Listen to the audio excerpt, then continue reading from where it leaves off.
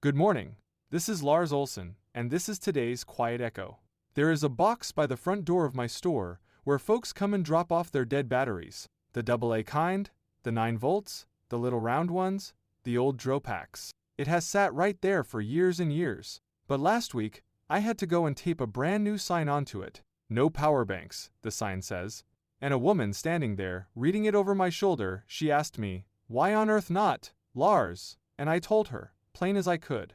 Because one of those little things could burn my whole store clear to the ground, somewhere between a Tuesday and a Thursday, and I would just as soon it did not. Now, she figured I was exaggerating. I was not exaggerating one bit. You know the little thing I mean.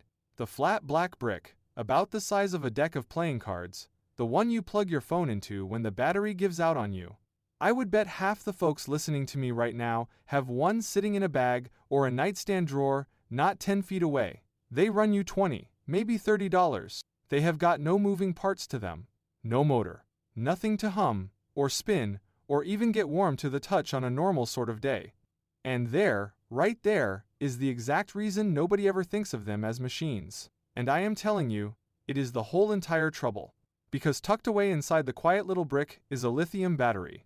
And a lithium battery, my friends, is nothing more or less than a can of stored fire.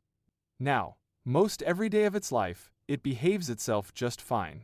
But this year alone, the government went and recalled more than 400,000 of just one popular model. And it is not the one bad apple, either.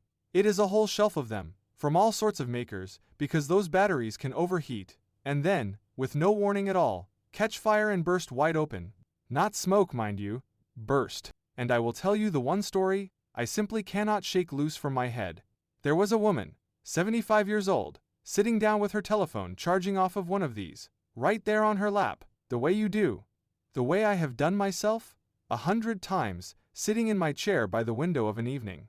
And it caught fire, and it exploded, and she was burned, and some weeks later, she died of it, from a phone charger, sitting on her lap.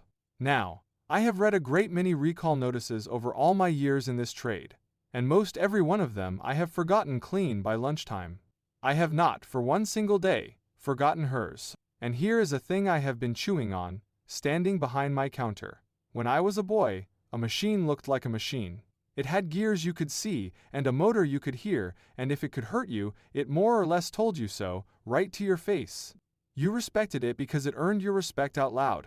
But the cleverest thing about all these gadgets we carry now is how good they have gotten at hiding the plain fact of being machines at all. Smooth and quiet and pretty, no seams, no noise, nothing to fear. And I have come to believe the hiding is not a small thing. The hiding is the danger, because a machine you cannot see working is a machine you forget to watch. So here is the practical truth of the matter, and it is one I seem to have to learn all over again about every 10 years. The dangerous thing in a house is almost never the big machine you already respect. Nobody in this world sticks a hand into the table saw, because the table saw looks exactly like what it is. No, it is the small, and the cheap, and the silent thing, the one you have long since quit respecting, which finally gets you. In my experience, fire hardly ever announces itself from the one direction you happen to be watching. It comes creeping out of the corner you decided, a long time ago, was perfectly harmless. So let me leave you with 3 plain things, from a man who sells the very box these little fires get started in. The first one.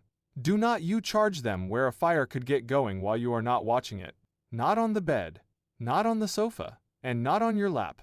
You set it down on a good hard surface, a countertop, a tile floor, someplace a spark has got nothing to feed on, and someplace your own eye can land on it now and again.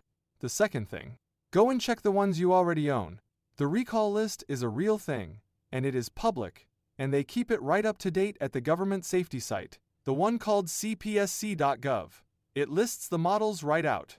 It will take you 5 minutes, and if yours is on the list, why, they will send you a new one for nothing at all. And the third thing, when a battery gets recalled, or when it swells up, or when it ever runs hot in your hand, do not you go pitching it in the trash can, or the curbside bin, or even into my box by the door.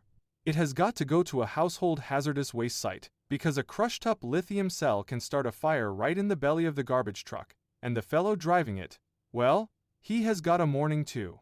We have gone and filled up our whole lives with small, quiet machines, and somewhere along the way we stopped calling them machines at all.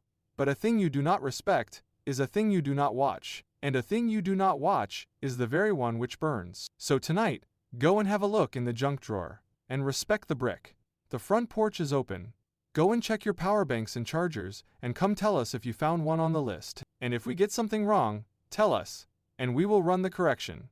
The readers of the Cedar Valley News are gathering to share their stories and keep company with respect and no party lines. Come sit with us. I will put the link in the show notes. This is Lars Olson, your host for today's Quiet Echo. Thanks for listening. Quiet Echo is part of the fictional Cedar Valley News series, written by Evan Swenson, publisher, and Claude Marshall, AI developmental editor. While the town of Cedar Valley is fictional, the recall is real. On April 16, 2026, the U.S. Consumer Product Safety Commission re-announced a recall of about 429,000 Casely wireless portable power banks, model E33A, because the lithium-ion battery can overheat and ignite. The agency reported a 75-year-old New Jersey woman was charging her phone with one on her lap in August of 2024 when it caught fire and exploded, and she later died of her injuries. A second unit ignited on an airplane in February of 2026. It is one of many lithium battery recalls issued in the same period, and recalled lithium-ion batteries must be taken to a household hazardous waste facility rather than placed in the trash or ordinary recycling. Current recall listings are maintained at cpsc.gov. You've been listening to the Cedar Valley News Podcast, where small-town voices meet the headlines shaping our world. From faith and family to front porches and fields. We'll be back with more stories connecting real lives to real events. Until next time, keep your porch light on, your faith strong, and your heart open. This is Cedar Valley News.